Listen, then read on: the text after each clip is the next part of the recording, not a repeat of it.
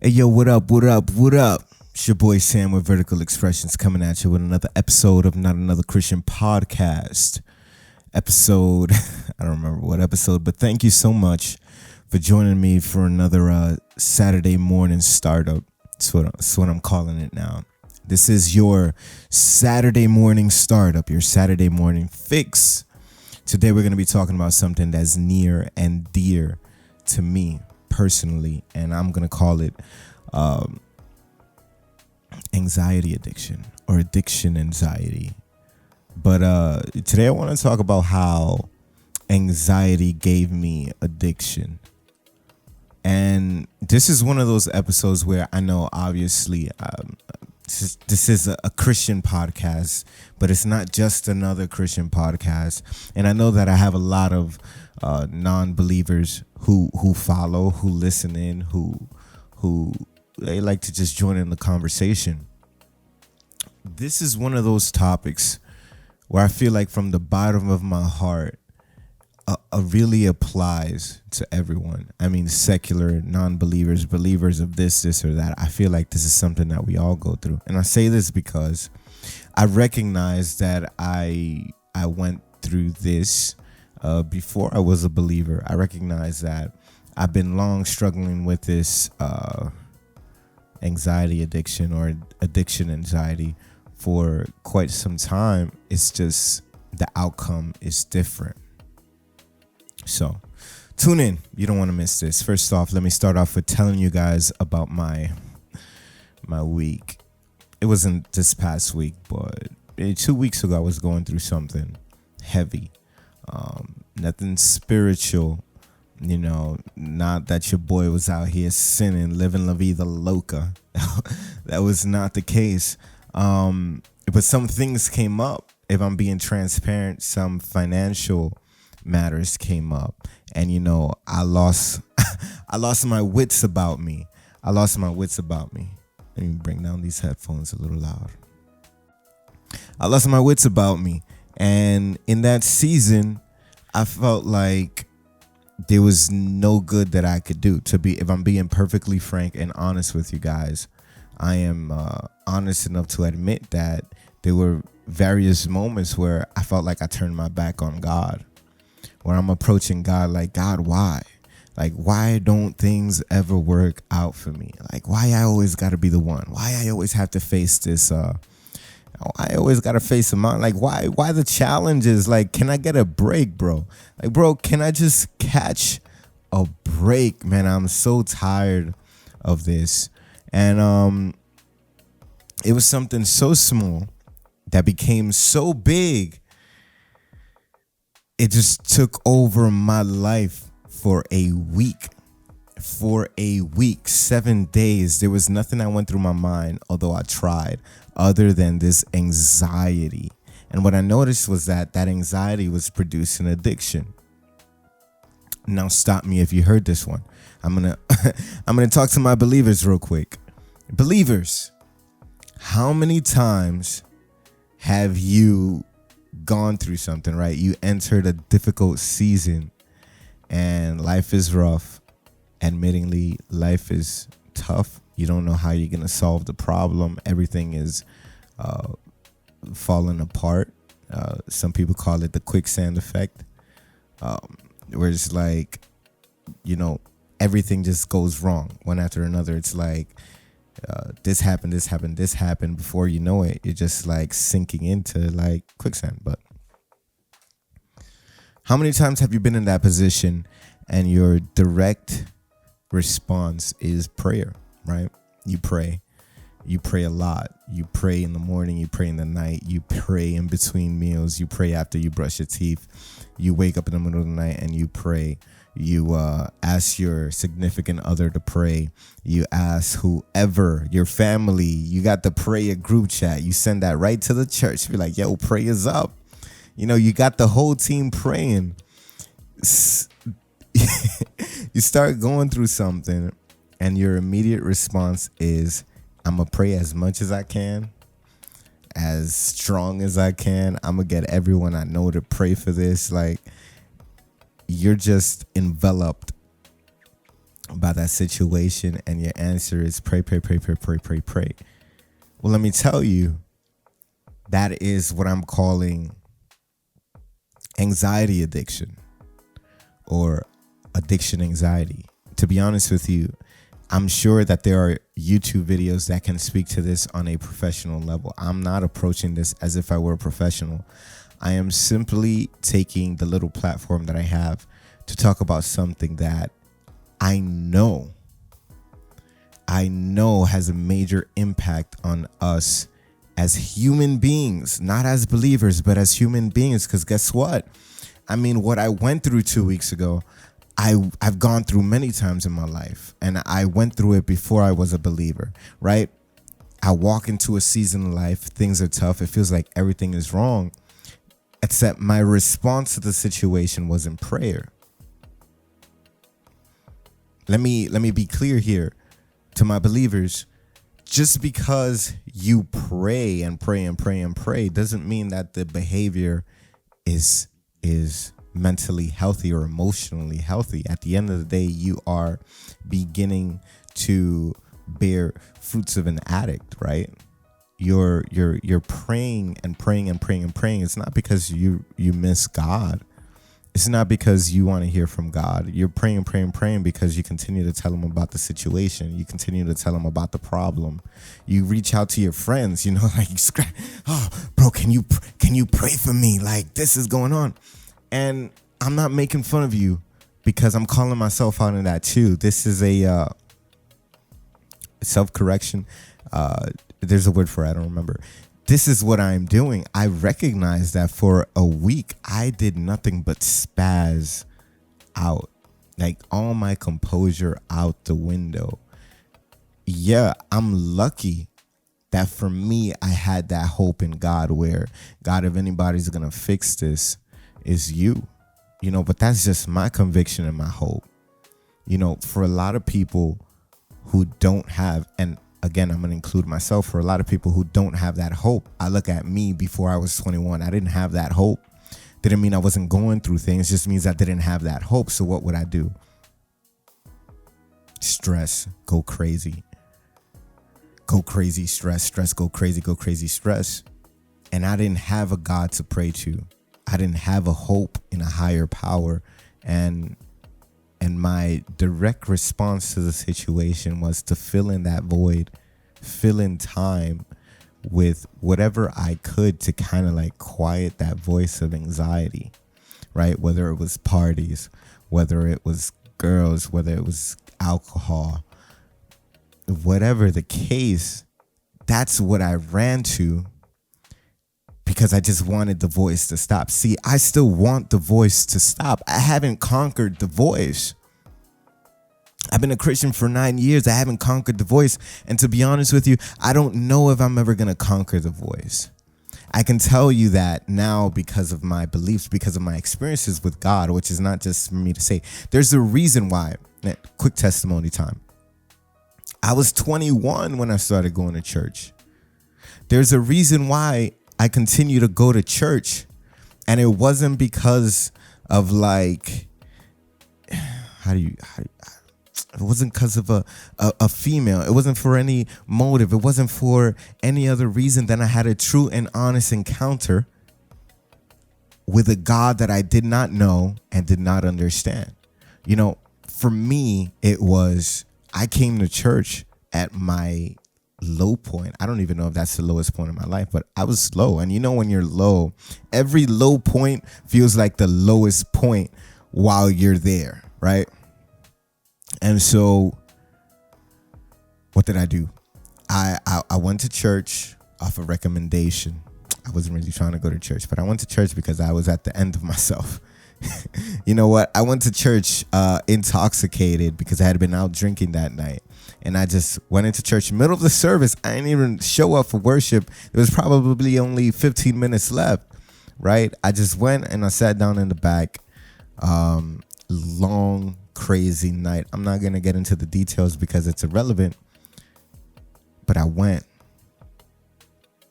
And the same way I went to my friends the same way I went to alcohol, the same way I went to partying, the same way I went to women, the same way I went to these substances, and I told them about my problems, right?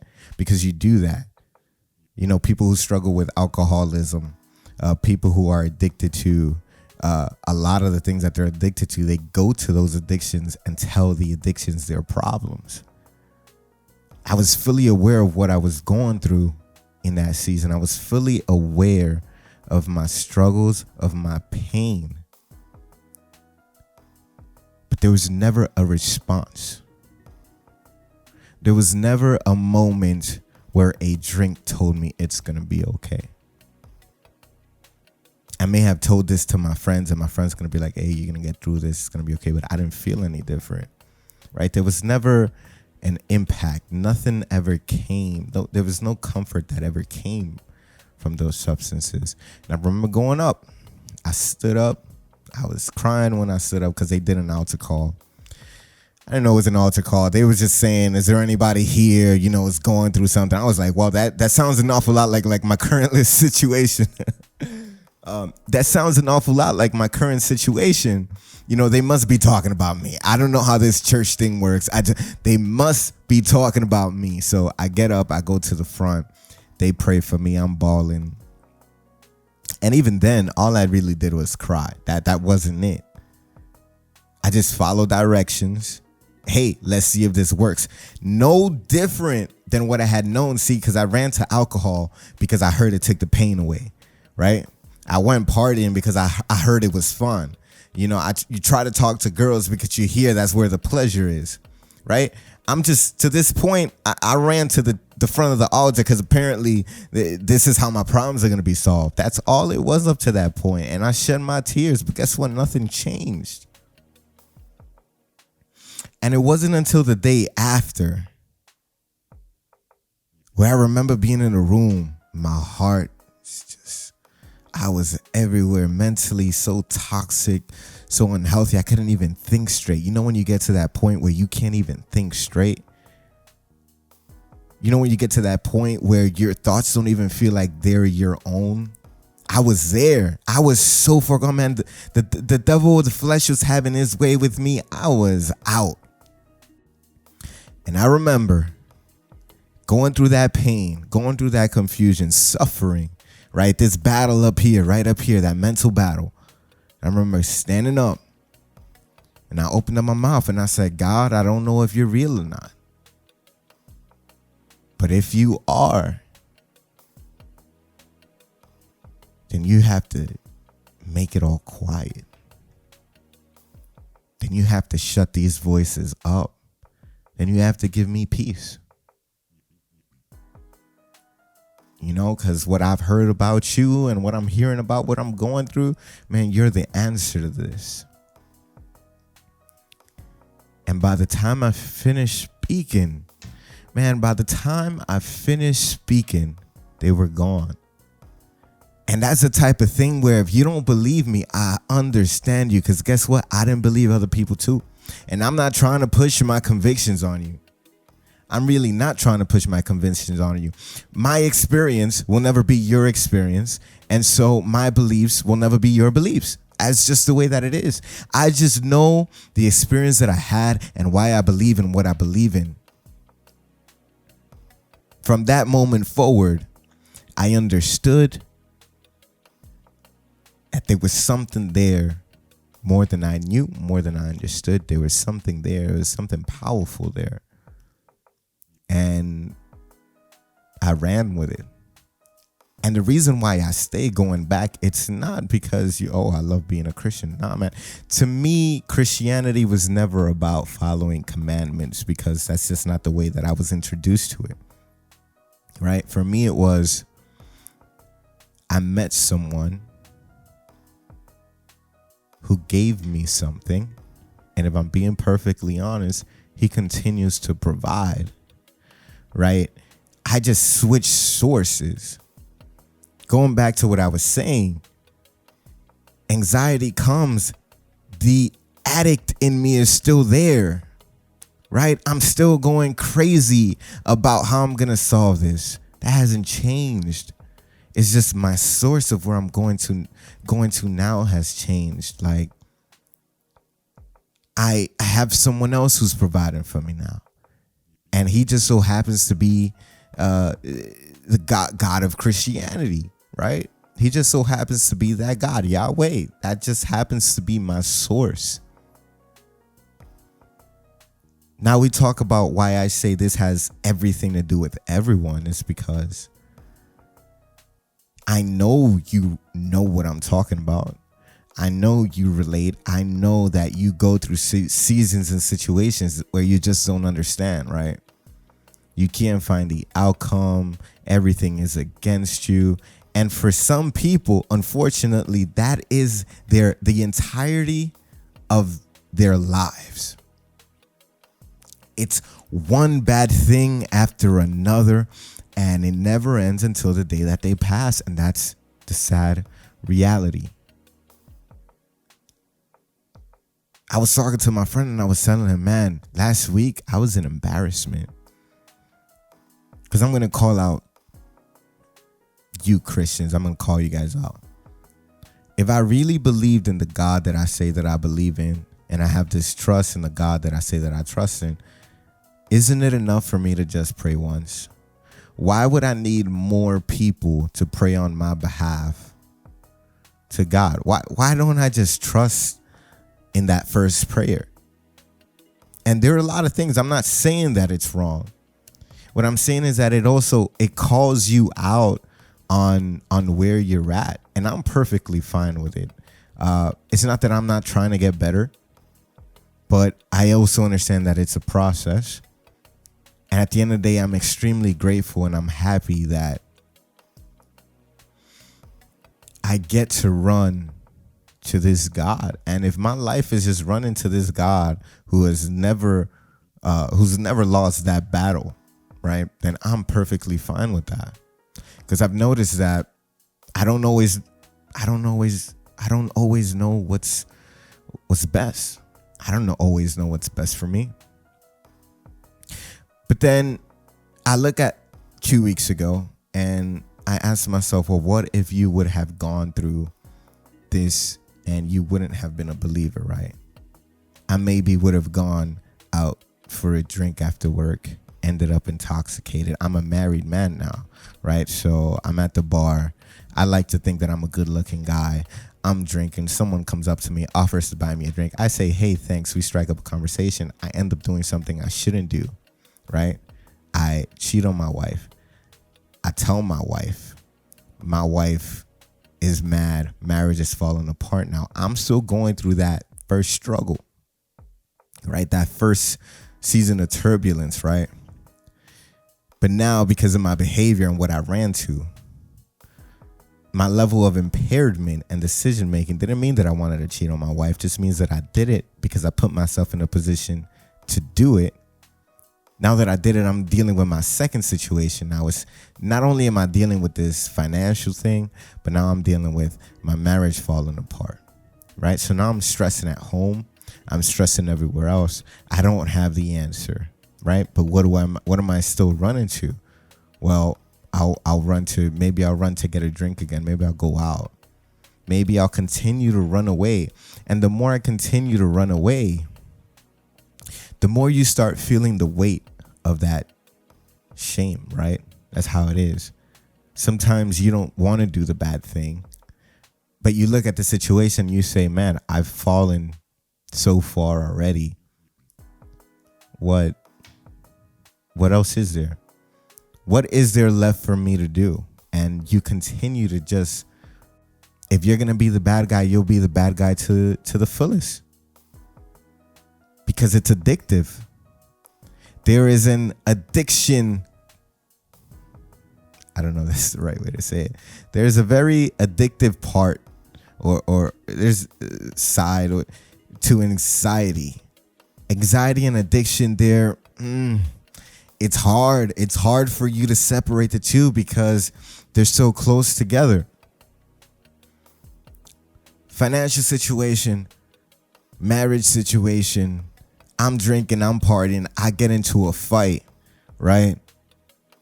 I'm acting belligerent. I punch someone maybe because I'm angry at the situation. You know that you're angry at the situation because everything in your life is going wrong and you can't understand why you can't ever get nothing good, right? So in your anger, you go and you punch someone. They're pressing charges. You got a legal situation now. Before you know it, you fall into that pattern where everything that's happening is just one wrong after one wrong after one wrong after one wrong. And you're in that quicksand. And you didn't mean anything by it other than your response to that first situation, to that first hint of anxiety. And it just puts you in a position to fail. At the end of the day, you're to blame because it is your life, but you didn't deserve any of that. You didn't. And I have friends, and myself included, like my past before Christ, I've definitely been through this. I know I didn't deserve a lot of what I went through. I just didn't know better. I didn't know how to get out of that situation or get out of that, not give negativity an opportunity to come into my life. And it's a lot of things that's one thing that a lot of people just don't understand yet. They don't get it. They don't see it.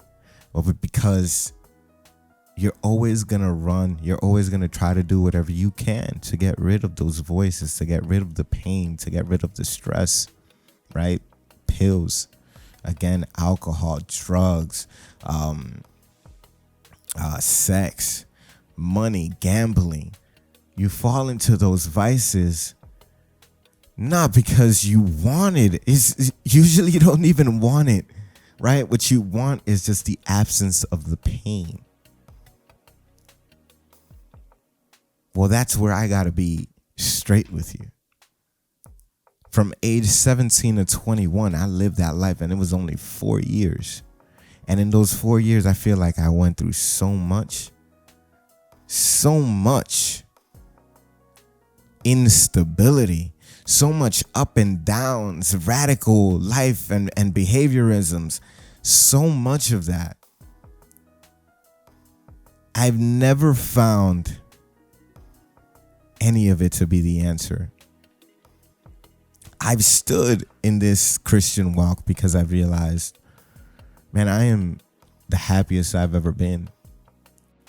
It's not because, what do people think Christians are so happy about? Because I'm singing a song, because I'm cheering. I don't know why secular folk think Christians might be happy. I don't know. For me, it's simply just the fact that I feel like I have some stability. I feel like I have someone to run to. I feel like there is genuine hope in this life for tomorrow. A lot of people are living this life with no hope. And I don't know how you guys are still hanging in there, because I barely survived living that life for 4 years. And I started late. Usually, independence and that life living, I started at 17. There are a lot of folks that start at 13, 14. You've really grown in your independence and you're doing your thing. And man, I started at 17, but you have people who've been at it for 13, they're 24 now, 11 years, and they're just so hardened, right? So broken because they were broken. Life breaks you down. That's the truth of it. Doesn't matter if you're Christian or not. Life breaks you down, and how you heal depends on the form of treatment, right? You break a bone, you get it fixed, you get a cast, it heals correctly. You break a bone, you don't get it fixed, it heals broken, right? So there are broken people who have just been hardened back into place, functioning, and it's like a big callus. Like they're so hard to reach. They're so numb to things because, this is just life as we know it. I'm not here to push you to Jesus. I'm really not. But I'd be a liar if I didn't say that I don't know if there's a solution out there. Maybe there is. I tried to find it for 4 years. I didn't find it, right? I came across this walk, and things change for me, and I'm not planning to leave anytime soon. I'm not. God has been too faithful. He's come through too many times. Like, he's come through too many times. He's shown his hand too many times for me to be like, that would be the dumbest thing you can do, right? I've lost a lot of good things for me to know a good thing when I have it. It's not going to happen, right? I'm not walking away from this. But if you find yourself still going through that struggle, and you know what, this whole Jesus thing is not for you, that's fine. 100% I respect it. But I just want to encourage you to be mindful of the addictive behaviorisms, the decisions that you're making while you're facing that anxiety. Be mindful, right? You just never know how life is going to escalate on you. This world is against you. I want to say that. This world is truly against you. What can go wrong will likely go wrong. And it could be just a harmless drink to you. But to the world, it's just an opportunity to break you down. So be mindful. Be on the defense. Like, I know you're stressing. I know it hurts. I know you're going through it. But don't give the world an opportunity to make your bad situation even worse. And that's it. That's the episode for today. I don't have, none of this was scripted. I was just like, you know what? I like talking about trending topics and trying to bridge, things that are happening in the world with the Christian perspective. But is there anything more relevant to the world right now than a lot of the pain that we're feeling on a daily basis? Is there anything more relevant amongst us as a community, as a human race, as the human race? Is there anything more that connects us than our pain? Because we're all going through it, right? We're all facing the same challenges. Just because I'm a Christian doesn't mean that I'm not facing the challenges that you are. It doesn't mean that I'm not facing the pain that you are. It just means that my response to things look a little different now. And I'm not trying to change your response. I'm just telling you that this is what's worked for me. And even if you don't want to try it, I'm warning you. Be mindful. Be careful. Right? You never know when a situation could go from bad to worse. Don't give life the opportunity to knock you further down, because you're valuable. Right? At the end of the day, doesn't matter what you've done. There are people who look for you, depend on you. There are people who you're connected to, your family member. You're somebody's kid, right? So it's your boy Sam with Vertical Expressions. I'm not going to try to prolong this. Just thank you guys for coming through. Next week, we'll see what we talk about. I'll try to make it more juicy and spontaneous, but I do pray that this message just blesses you whichever way. Again, don't be weird about it, right? I'm not trying to push you to Christianity. Don't be weird about it. Like, we could just talk like homies. We could just talk regular. Just hear me out. Let me know what you guys think. You already know the comment section down below. Don't forget to bless that like button. Don't forget to subscribe. Share this with someone. Share this with everyone, because like I said, we're all going through it. Plus, on top of that, I would appreciate the channel growth. But I hope you guys have a blessed rest of your Saturday. It's your boy. Peace.